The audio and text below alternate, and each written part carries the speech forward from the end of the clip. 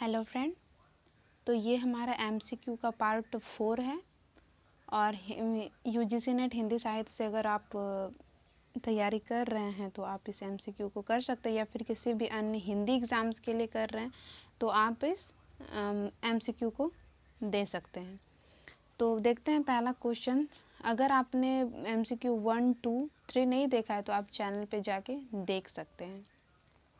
Question number 1, संध्या का वर्णन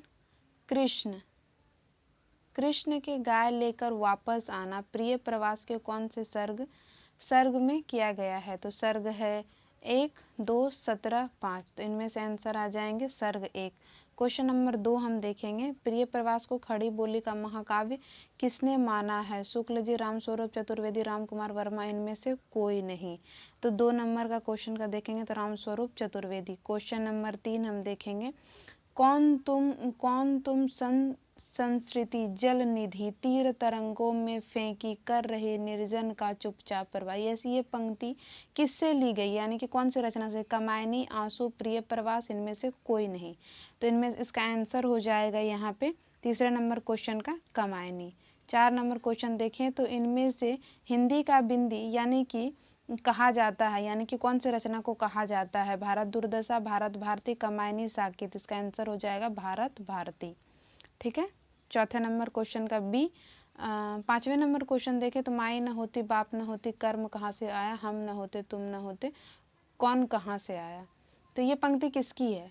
नामदेव, कबीर, तुलसी, इनमें से कोई नहीं। आंसर हो जाएगा कि ए नंबर, यानी कि नामदेव। तो ऐसे भी आप याद रख सकते हैं कि जब माँ पापा नहीं रहेंगे तो नाम कहाँ से आएगा, तो ऐसे भी नामवर आप याद रख सकते हैं। ठीक है। 6 नंबर क्वेश्चन, ज्ञानाश्रयी शाखा के अंतर्गत कौन नहीं आते हैं? कबीर, रैदास, धर्मदास। आपको पता है कि उस्मान नहीं आते हैं क्योंकि ये आते हैं हमारे प्रेमाश्रयी शाखा के अंतर्गत। अगर हम यहाँ देखें तो यहाँ पे आज सूफी प्रेम मार्गीय शाखा के अंतर्गत कौन है? उस्मान,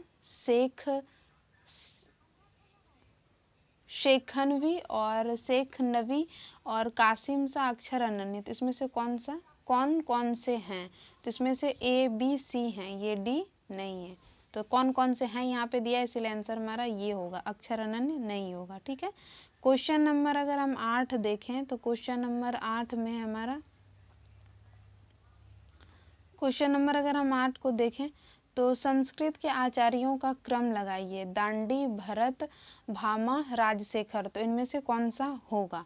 तो अगर हम 8 नंबर का आंसर देखें तो बी होगा। पहले आ जाएगा भरत। तो पता है भरत मुनि 2वीं सदी के हैं, और भामा की बात करेंगे 6वीं सदी के, दंडी 7वीं सदी और राजशेखर 10वीं सदी के हैं। ठीक है।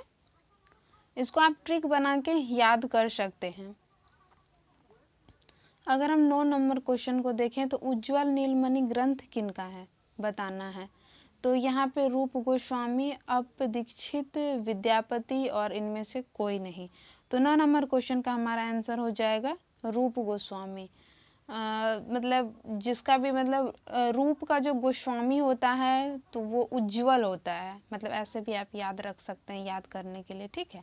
हम क्वेश्चन नंबर 10 देखेंगे, कांटा चुभ कर अपनी पीड़ा की अनुभूति तो संसार करता है, पर कभी बिना कांटा चुभे उसकी पीड़ा की अनुभूति कर देता है। कथन किसका है, बताना है। तो सुमित्रानंदन पंत, महादेवी वर्मा, नंद दुलारे वाजपेयी, इनमें से कोई नहीं। तो इनमें से ये किनका है? 10 नंबर क्वेश्चन का हमारा आंसर हो जाएगा महादेवी वर्मा। ठीक है। अगर हम क्वेश्चन नंबर 11 देखें, कविता सौंदर्य का लयात्मक सृजन है, किसका कथन है? ठीक है। एडगर एलन पो का, मैथ्यू अर्नोल्ड का, शुक्ल का, इनमें से कोई नहीं। 11 नंबर की बात करेंगे तो ए आ जाएगा इसमें, एडगर एलन पो का है। ठीक है। अगर हम क्वेश्चन नंबर 12 देखें तो क्वेश्चन नंबर 12 में आ जाएगा, नई समीक्षा के अंतर्गत कौन कौन आते हैं? नए समीक्षक के अंतर्गत कौन कौन आते हैं? तो इसमें से देख लेंगे, फैक, Raymond Living, Allen Tate, Cleanth Brooks और इनमें से सभी। तो इसका आंसर हो जाएगा डी, ये सभी नई समीक्षा के अंतर्गत आते हैं। क्वेश्चन नंबर हम 15 देखें। गुलामी मृत्यु से भी भयावह है, यह कथन किनका है? प्लेटो, रिचर्ड, कॉलरिज, इनमें से कोई नहीं। तो इनमें से कौन सा सही है बताना है। 13 नंबर क्वेश्चन का हमारा आंसर हो जाएगा प्लेटो। ठीक है। 14 नंबर क्वेश्चन देखें। अरस्तु के अनुकरण के प्रकार में कौन सा नहीं है बताना है। जैसी वे थी या है, जैसी वे कही या समझी जाती है, जैसी वे लगती और दिखती है, जैसी वे होनी चाहिए। तो इनमें से कौन सा नहीं है पूछा गया है। तो हमारा क्वेश्चन आंसर हो जाएगा सी, जैसे वे लगती और दिखती, ये नहीं है, बाकी ये तीनों उन्होंने कहा है। ठीक है। अगर हम देखें 15 नंबर क्वेश्चन, तो 15 नंबर क्वेश्चन है कि अरस्तु के त्रासदी के कितने तत्व हैं बताना है। 15 नंबर क्वेश्चन का 5, 3, 6, 8। तो इनमें से कौन सा सही है। 15 नंबर क्वेश्चन को देखेंगे तो 6। तो इसमें से आप लोग को पता होगा कि कथनांक आता है, चरित्र आता है, विचार आता है, पद विन्यास या भाषा, गीत, दृश्य, ये आते हैं, ये 6 आते हैं इसमें। अगर हम देखें 16 नंबर क्वेश्चन, तो ब्रज भाषा बोली जाने वाले क्षेत्र को चुने। मथुरा, हमीरपुर, आगरा, भरतपुर। हाँ, कूट है यहाँ पर ABC, ACD और ACB, इनमें से कौन सा सही होगा। 16 नंबर क्वेश्चन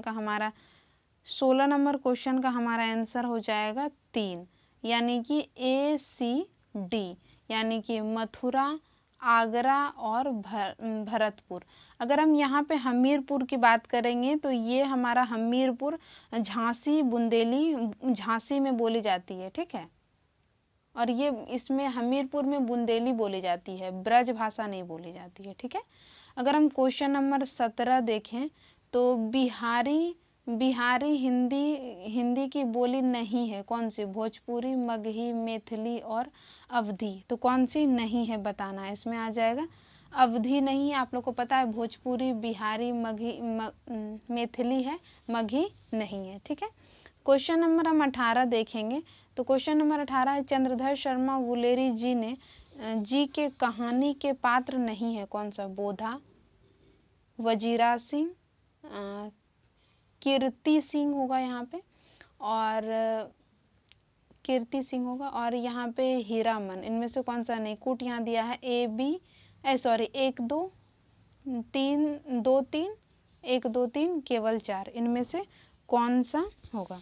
तो इसका आंसर हो जाएगा केवल डी। तो आप लोग को पता है कि ये हीरामन जो है, ये तीसरी कसम कहानी फणीश्वरनाथ रेणु जी का बात रहा है। ठीक है।